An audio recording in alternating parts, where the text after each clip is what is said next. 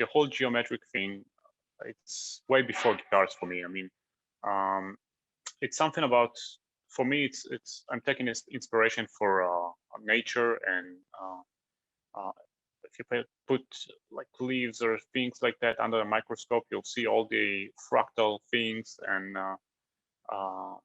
geometric shapes, which if you take, I like contrast in everything. So if it's food, then hot and cold. If it's design, so soft and hard and stuff like that. So if you take nature, which is something that is a living organism, and mathematics, which is cold and straight and definite, and you combine them, that's what you get. You get these elements, these geometrical shapes. You get all the order in chaos, you call it, sacred geometry, all these words, yin and yang, big words for it. Yeah, and that's something that I used to explore a lot as a teenager and in my older life. So the reason I started it in guitars is one, before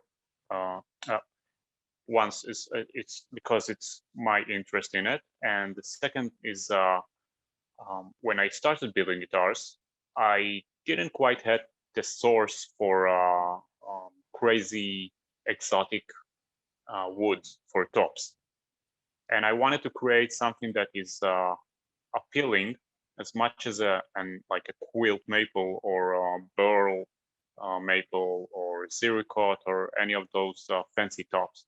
And since I didn't have the chance to get them, I tried to I wanted to design something that is within a standard plane top, which will bring the interest there. And that was the natural geometric shapes. And then I said, all right, most people who does this kind of making the top more interesting, it's end up with just drawing on the top or making some shapes. Everything is 2D in guitars, and I wanted to bring 3D. And since I was also an industrial designer and animation guy, also way back then, 3D is something that I don't give easily. And I wanted to bring that aspect into guitars, because guitars is most guitars are 2D contour, that's it, flat, maybe a little curve, and that's it. And I wanted to change that and work with what I got until I get the exotic woods, which is a byproduct or a side thing for me. And that's how it started.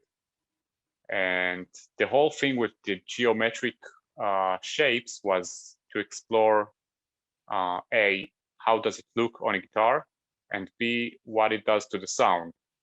And even C is, how do I create it in a way which feels organic but controlled.